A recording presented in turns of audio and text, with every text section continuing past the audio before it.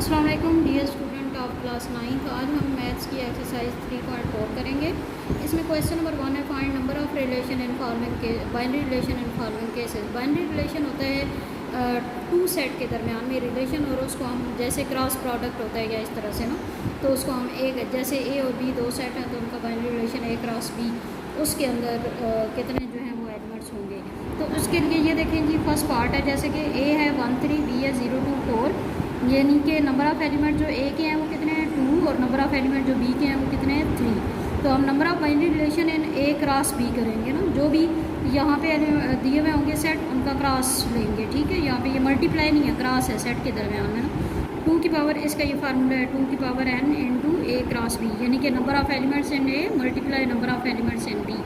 तो 2 की power 2 into 3, तो 2 की पावर 6, तो ये 2 की पावर 6 का मतलब है कि 2 को 6 टाइम मल्टीप्लाई किया जाए तो वो कितना बनता है 64। उसके बाद number of element in C equal to 7 लिखा हुआ है। अब यहाँ पे एक सेट दिया हुआ है तो इसमें हम कैसे लिखेंगे बाइनरी रिलेशन। इसमें हम सी क्रॉस सी, यानी कि जो भी आपके पास अगर सिंगल सेट है तो उसका उसी के साथ इटसेल्फ के साथ क्रॉस प्रोडक्ट ले लेंगे ना।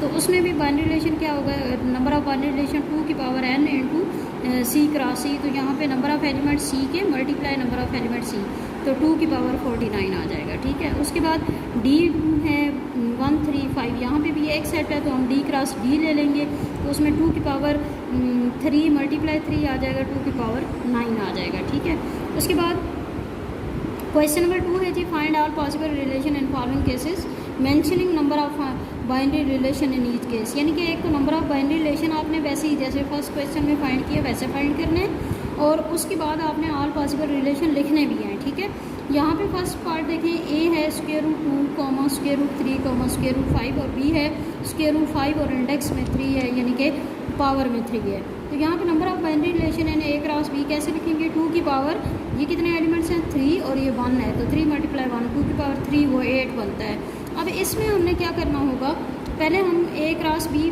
फाइंड करेंगे। ए क्रॉस बी कैसे फाइंड करते हैं, इसके फर्स्ट एलिमेंट के साथ इस फर्स्ट एलिमेंट को लिखेंगे, फिर सेकंड एलिमेंट के साथ पेयर बना के लिखेंगे, फिर थर्ड एलिमेंट के साथ इस तरह से छोटी ब्रैकेट में पेयर बना के लिखने होंगे। ठीक है, अब हम इसमें रिलेशंस लिखते हैं, ऑल पॉसिबल रिलेशन हमने लिखने हैं। हम उनको R1 R2 इस तरह रिलेशन को शो कर देते हैं। R1 जैसे हम सबसेट्स नहीं लेते होते ऑल पॉसिबल सबसेट, तो उसमें सबसे पहले एम्प्टी सेट, क्योंकि वो तो सबका सबसेट होता ही है। तो बाइनरी रिलेशन भी वही होते हैं, ए क्रॉस बी का सबसेट। तो R1 जो है वो एम्प्टी हो गया, R2 जो है वो उसमें हम एक सिंगल ले लेते हैं, R2 ये हो गया, इसी तरह R3 को भी सिंगल ले लिया, R4 को भी, ये तो सिंगल हो गए।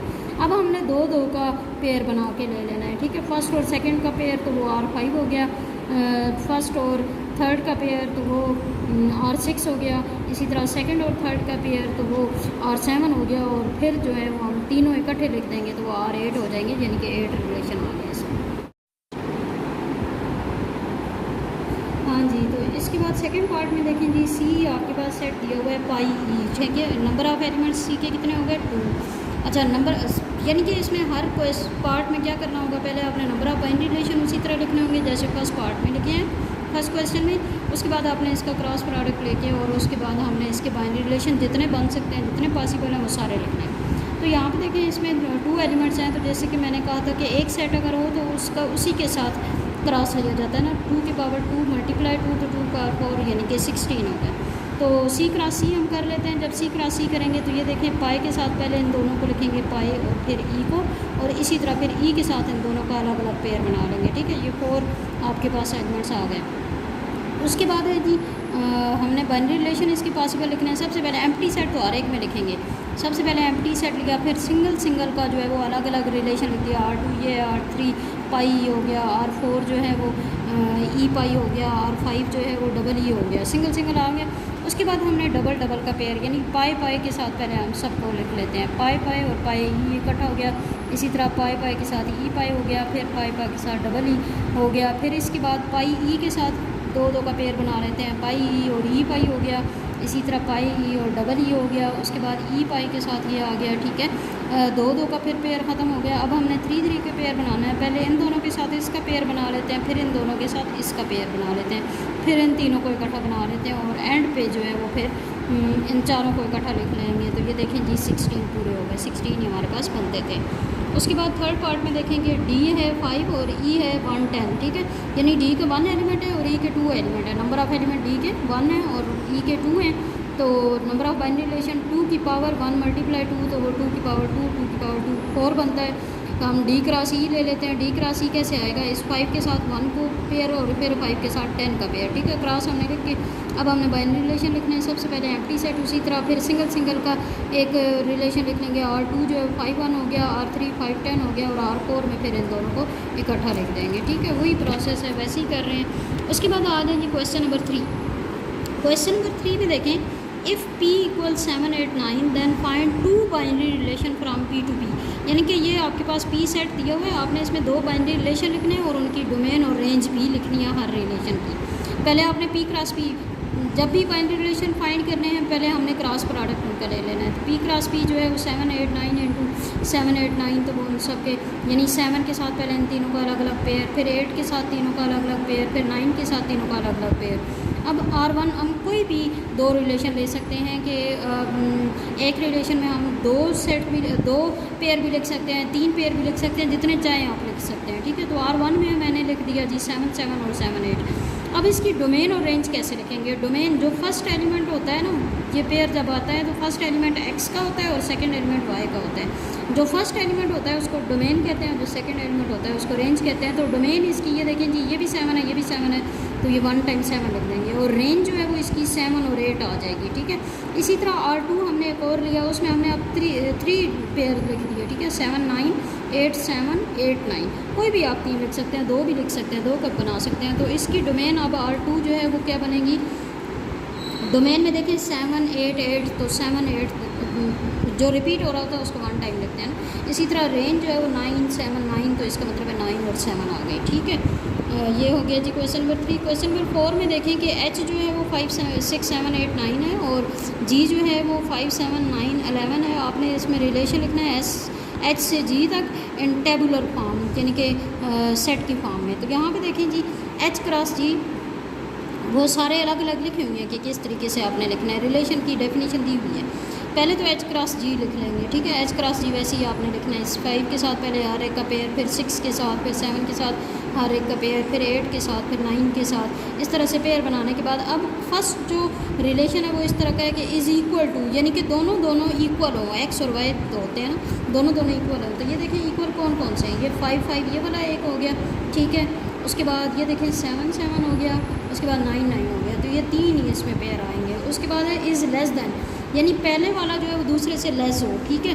तो पहले वाला दूसरे से लेस, हमने ये देखें ये तो इक्वल है, यहाँ पे देखें जी 5 लेस है ना 7 से, तो 5 7 का बन गया, फिर 5 9 का भी बन गया, 5 11 का भी बनेगा। फिर उसके बाद ये देखें ये बड़ा हो गया, उसके बाद 6 7 आ जाएगा क्योंकि 6 छोटा है, इसके बाद 6 9 आएगा, 6 11 भी आ जाएगा। फिर इसके बाद ये दोनों नहीं आएंगे, फिर 7 9 आ जाएगा, क्योंकि 7 छोटा है, फिर 7 11 भी आ जाएगा। और उसके बाद देखें तो 8 9 आएगा क्योंकि 8 छोटा है, फिर 8 11 आ जाएगा और फिर 9 11 आ जाएगा, ठीक है। ये लेस देन की बात थी। उसके बाद है इस ग्रेटर दैन, यानी पहले वाला दूसरे से ग्रेटर हो, तो ये देखें जी पहले वाला दूसरे से ग्रेटर हो, ये देखें 6 5, ठीक है, 7 5 ये भी बड़ा है। उसके बाद 8 5 है, 8 7 है, उसके बाद 9 5 है, 9 7 है, ये इसमें आ जाएंगे, ठीक है। यानी कि पहला बड़ा और दूसरा छोटा। Is 1 less than, 1 less than का मतलब है कि एक उससे छोटा हो, यानी पहले वाला जो x वाला है वो एक छोटा हो y वाले से, मतलब दोनों का डिफरेंस 1 होना चाहिए। तो यहाँ पे देखें, ये देखें 6 7, ठीक है। और उसके बाद और देखें तो 8 9, ठीक है ना, इन दोनों में 1 का डिफरेंस है ना। अगला देखें अब इज़ 1 ग्रेटर दैन, यानी पहले वाला जो है वो 1 ग्रेटर हो दूसरे वाले से। तो इसमें आप इन सब में देखेंगे, ढूंढ लेंगे, तो ये 6 5 एक आएगा, ठीक है, और एक 8 7 आएगा, और इसमें देख लें तो कोई भी नहीं आएगा। उसके बाद है इज़ 2 लेस दैन, यानी पहले वाला दूसरे से 2 कम होना चाहिए, 2 लेस होना चाहिए, इन दोनों का डिफरेंस 2 का हो और पहले वाला 2 लेस हो। तो ये देखें 5 7 आ गया इसमें, उसके बाद 7 9 आ गया, और उसके बाद 9 11 आ गया, ठीक हो गया जी। उसके बाद क्वेश्चन नंबर 5 पे देखें जी, सी है 2 4 6, डी है 4 6 8 9 10, आपने रिलेशन इस तरीके से लिखना है कि X Y such that X belong to C, यानी कि जो पहला होता है वो सी से आता है, और वाई बिलोंग टू डी, यानी दूसरा जो होता है वो डी से आता है, and X is factor of Y, यानी कि रिलेशन आपने इस तरह का लिखना है। उसी तरह आपने क्रॉस प्रोडक्ट पहले लेके और उसमें रिलेशन देखना है, और वो किस तरह का हो, X is factor of Y, यानी इसका मतलब मैंने आपको बताया था क्लास में भी, फैक्टर क्या होता है कि उसका पूरा टेबल जाए वाई पे। तो यहाँ पे देखिए सी क्रॉस डी पहले वैसे ही लिख लेंगे, ठीक है। सी क्रॉस डी में पहला एलिमेंट के साथ पहले इन सब का पेयर बना लेंगे, फिर दूसरे के साथ, फिर तीसरे के साथ, ये हमने सी क्रॉस डी लिख दिया। उसके बाद रिलेशन आपने किस तरह का लिखना है कि पहले वाले का टेबल दूसरे पे जाता हो। तो ये देखिए 2 4, फिर 2 6, क्योंकि 2 का टेबल 6 भी जाता है, 2 8 भी आएगा। अब ये नहीं आएगा क्योंकि 2 का टेबल इस पे नहीं जाता। अब 2 12 भी आएगा क्योंकि 2 का टेबल इस पे जाता है, 4 4 भी आएगा, फिर ये नहीं आएगा, फिर 4 8 आ जाएगा क्योंकि 4 का टेबल 8 पे जाता है, फिर 4 12 आएगा, 4 का टेबल 12 पे जाता है, फिर 6 6 आएगा और फिर 6 12 आ जाएगा, ठीक है। ये इसका रिलेशन इस तरह का बनेगा। फिर इसमें आपने डोमेन और रेंज भी लिखनी है। डोमेन जो है वो क्या आएगी, जो पहला एलिमेंट होता है ना वो डोमेन होती है। तो ये देखें जी 2, फिर उसके बाद ये 4, फिर उसके बाद 6, तो 2 4 और 6 आएगा। और रेंज में देखें तो 4 6 8 12, फिर ये 4 भी लिखा हुआ है पहले, 8 भी लिखा हुआ है, 12 भी, यानी कि 1 टाइम लिखना है, रिपीट नहीं लिखना ना। उसके बाद एक और चीज़ है जी, फाइंड आर इनवर्स लिखा हुआ है। ये आर इनवर्स का मतलब है कि जो रिलेशन आपने लिखा है उसका इनवर्स लेना है। इनवर्स इस तरीके से कि यहाँ पे जो एक्स है और वाई है यहाँ पे इनको रिप्लेस कर देना है, ठीक है, इंटरचेंज कर देना है। यानी ये 2 4 है तो 4 2 हो गया, 2 6 है तो 6 2 हो गया, 2 8 है तो 8 2 हो गया, 2 12 है 12 2 हो गया, ये 4 4 हो गया, 4, यानी कि जो डोमेन है वो रेंज आ जाएगी और रेंज जो है वो डोमेन बन जाएगी ना, इन्वर्स हो जाएगा। उसके बाद represent R by arrow diagram. अच्छा जी, तो अब आपने क्या करना था, रिलेशन को एरो डायग्राम से शो करना था। तो एरो डायग्राम में पहले हम सी और डी जो दोनों सेट हमको गिवन थे वो हम लिख लेते हैं। सी जो था वो 2 4 और 6 था, और डी जो है 4 6 8 9 12 था। अब हमने रिलेशन किस तरह लिखना है, जो रिलेशन हमने फाइंड किया है उसी रिलेशन को यहाँ पे रिप्रेजेंट करना है। जो पेयर बने हुए थे 2 के साथ, जो पेयर बना हुआ था वो उसके साथ एरो आ जाएगा, यानी 2 4, इसी तरह 2 8 और 2 12, ये 2 के साथ ये 3 बने हुए थे। फिर 4 के साथ क्या क्या है जी, 4 4 4 8 और फिर 4 12। इसी तरह 6 के साथ देखें जी 6 6 और 6 12, ठीक है। इस तरीके से हमने इसके पेयर्स बना लिए। ये आप रिलेशन जहाँ से देखेंगी ना, जो रिलेशन हमने लिखा है तो उसमें ये सारे उसी तरह रिप्रेजेंट हो जाएंगे, ठीक है। उसके बाद देखें जी लेट आर इक्वल टू 2 0 4 2। यहाँ पे अब आपको रिलेशन गिवन है, आपने इसको सेट बिल्डर फॉर्म में लिखना है। कैसे लिखेंगे जी, देखिए सेट बिल्डर फॉर्म में रिलेशन को कैसे लिखा जाएगा, एक्स वाई, क्योंकि ये पेयर है ना इसलिए इसको ऐसे लिखेंगे। वैसे तो हम एक्स सच एज एक्स लिखते हैं, क्योंकि ये पेयर है तो एक्स वाई पूरा लिखेंगे। सच डैट यहाँ पे देखिए इन दोनों का डिफरेंस 2 2 का आ रहा है, और इसमें देखें तो x बड़ा आ रहा है और y छोटा आ रहा है ना, यानी कि x माइनस वाई करने से 2 बन रहा है। तो इसलिए यहाँ पे x minus Y equal to 2, X minus Y equal to 2, यानी कि x अगर 2 हो y 0 हो तो 2 माइनस 0 2 हो गया। इसी तरह x 4 होगा तो y 2 होगा तो 4 माइनस 2 2 हो गया, 6 माइनस 4 2 हो गया, 8 माइनस 6 2 हो गया। तो ये हमने रिप्रेजेंट कर दिया इसको सेट बिल्डर फॉर्म में। उसके बाद इसकी डोमेन और रेंज भी लिखनी है। डोमेन में हम फर्स्ट जो एलिमेंट है वो लिखते हैं। तो ये देखिए 2 4 6 8 10, ठीक है, ये डोमेन बन गई। उसके बाद रेंज में 0 2 4 6 8, ये रेंज बन गई, ठीक हो गया। उसके बाद क्या है जी, राइट और इन्वर्स। अब यहाँ पे भी वो जो रिलेशन है उसका इन्वर्स लेना है, टेबुलर फॉर्म में उसको लिखना है और सेट बिल्डर दोनों फॉर्म में। तो ये देखें जी यहाँ पे अब ये क्या बन जाएगा, रिवर्स, मतलब कि ये इसका उलट हो जाएगा, यानी एक्स की जगह वाई, वाई की जगह एक्स, मतलब डोमेन जो है वो रेंज बन जाएगी और रेंज जो है वो डोमेन हो जाएगी। इन 2 0 है तो 0 2, इसी तरह ये 2 4, ये 4 6, ये 6 8 और ये 8 10, ठीक है। तो सेट बिल्डर फॉर्म में लिखें तो यहाँ पे अब y पहले आ गया x बाद में ना, पहले हमने एक्स वाई लिखा था, अब हम उसका रिवर्स आ गया तो हमने उलट किया हुआ है, तो y पहले आ गया और x बाद में।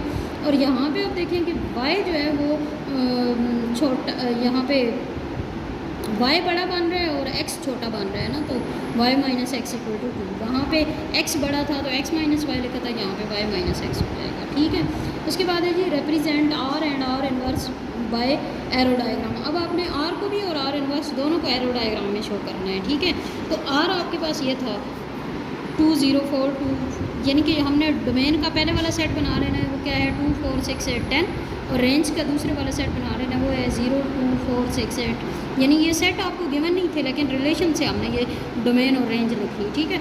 अब हमारे पास जो पेयर थे वो इस तरह से थे 2 0 फिर 4 2, ये रिलेशन में हमने ये बनाए थे, फिर 6 4 फिर 8 6 और फिर 10 8, यही था ना। और अब हमने आर इनवर्स लिखना है, तो आर इनवर्स में आपके पास यहाँ पे अब डोमेन जो है वो ये बन जाएगी 0 2 4 6 8, ठीक है। हमने इसको पहला सेट लिख दिया, डोमेन को हमेशा पहले लिखना है, और रेंज जो है वो 2 4 6 8 10 है, तो ये वाला दूसरा सेट बन गया।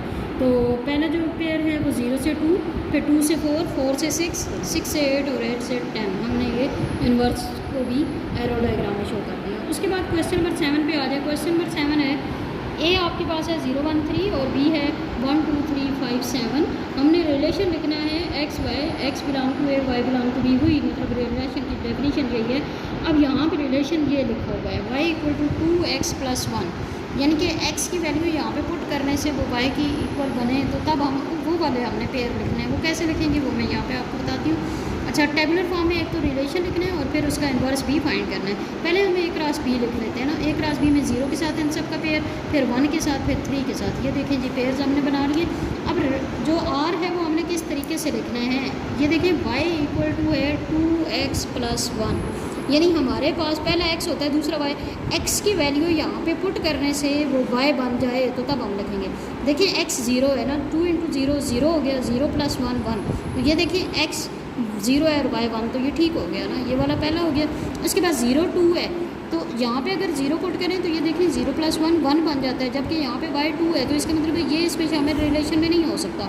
इसी तरह ये भी नहीं हो सकता, ये भी नहीं हो सकता। इसके बाद कौन सा आएगा जी, ये 1 3, देखें x में 1 पुट करें, 2 1 = 2 + 1 तो 3 हो जाएगा ना, y 3 बन गया x 1 पे।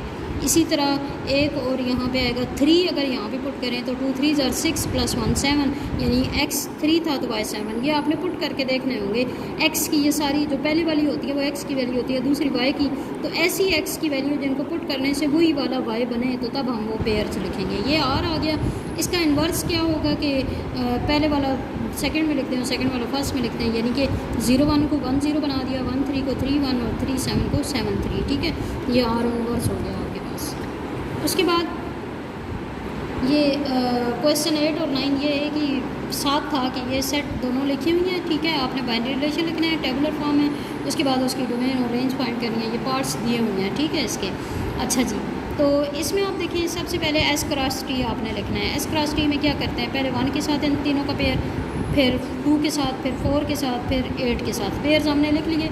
उसके बाद देखें जी हमने बाइनरी रिलेशन को लिखना है टेबुलर फॉर्म में। रिलेशन आपके पास ये है, पहला क्या है जी X Y belong to X, such that X belong to S, यानी पहले वाला हर एक्स से बिलोंग करेगा, एस से बिलोंग करेगा, दूसरे वाला टी से, और इस तरह का होना चाहिए कि एक्स इक्वल टू वाई, यानी यहाँ से आपने वो वाला पेयर उठाना है जिसमें एक्स और वाई इक्वल हो। ये देखें जी एक्स 1 है और वाई 3 की पावर 0, किसी भी चीज़ की पावर 0 वो 1 होता है, तो मतलब ये इक्वल हो गया ना, तो ये इक्वल वाला ये आ गया। उसके अलावा देखें यहाँ पे ये सबको अगर आप करें ना, पावर इसकी ओपन करके देख लें तो कोई भी इक्वल नहीं बन रहा, सिर्फ यही आ रहा है। तो इसमें डोमेन क्या आएगी, पहले वाले एलिमेंट जो डोमेन होती है तो वो 1 डोमेन हो गया, और रेंज क्या होगा 3 की पावर 0। उसके बाद R2 देखें जी X Y such that X belong to S, Y belong to T and y is less than x, यानी इस तरह का आपने रिलेशन लेना है कि पहले वाला बड़ा और दूसरे वाला छोटा हो। इसमें दोनों बराबर थे, दूसरे वाला छोटा हो, देखें 1 और ये 3 बन जाएगा, तो ये दूसरे वाला बड़ा हो गया, ये नहीं लिखते, ये भी नहीं लिख सकते क्योंकि ये भी बड़ा है। ये देखें जी 2 और ये 3 की पावर 0 1 होता है, तो यहाँ पे y वाला छोटा हो गया ना x से, तो इसलिए ये पेयर में आएगा, ठीक है, इस रिलेशन में।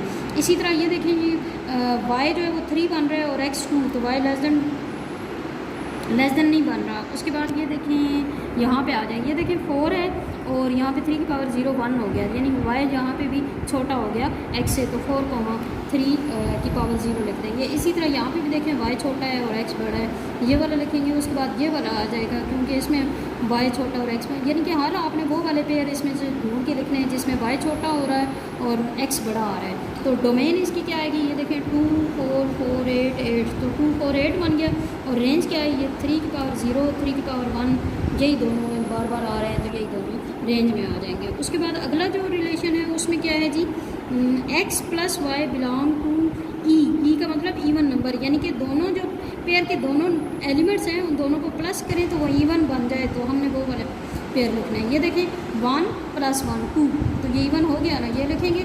उसके बाद 1 + 3 4, ये भी इवन हो गया, ये भी लिखेंगे। फिर 1 + 9 10, तो ये भी इवन हो गया। उसके बाद ये देखें 2 और 1 3, ये इवन नहीं है, ये भी इवन नहीं है, ये सारे बाकी इवन नहीं बन रहे, आप बेशक कैलकुलेट करके देख लें। तो इसमें आपके पास डोमेन क्या आएगी जी, 1 ही है तो वो 1 आ जाएगी, और रेंज 3 का 0 3 का 1 3 का 2 ये आ जाएगी। उसके बाद अगला देखें जी R4, x × y belong to O, यानी आड नंबर, यानी दोनों पेयर के दोनों जो एलिमेंट्स हैं उनको आपस में मल्टीप्लाई करें और आड बने, तो वो वाला रिलेशन लिखना है। ये देखिए 1 × 1 1, तो 1 आड हो गया, ये लिख देंगे। 1 × 3 3, ये भी आड है, ये लिख देंगे। 1 × 9 9 आ जाएगा, ये भी लिख देंगे, क्योंकि आड वाले हमने लिखना है। ये बाकी अगर आप कैलकुलेट करें ना तो वो सारे इवन बन रहे हैं, वो हम नहीं लिख सकते। तो इसमें डोमेन क्या आएगी, 1 1 1 है तो 1 ही आ जाएगी, और रेंज 3 का 0 3 का 1 और 3 का 2। उसके बाद लास्ट है जी R5 में आपने किस तरह का लेना है जी रिलेशन, y > 2x, यानी कि x का डबल करें और वो y उससे बड़ा हो जाए, तो वो वाले लिखने हैं। तो यहाँ पे देखिए ये x को अगर आप डबल करें तो ये 2 बन जाता है, तो 2 और ये 3 है तो 3 बड़ा है ना 2 से, तो इसका मतलब है ये वाला एक आ जाएगा, ठीक है। उसके बाद अगला देखें, ये 1 है, 1 का डबल करें तो 2 बनता है, यानी x का डबल करें तो 2 बनता है, और ये 9 है तो 9 बड़ा होगा 2 से, तो इसका मतलब है ये भी इसमें आ जाएगा, ठीक है। उसके बाद और देखें तो यहाँ पे ये देखें 2 को डबल करें 4 बनता है, और 3 का स्क्वायर 9, तो 4 जो है छोटा है 9 से, यानी x वाला छोटा हो, अगर डबल करने से भी y से छोटा होना चाहिए तब ये बनेगा। तो ये 2 और ये भी आ जाएगा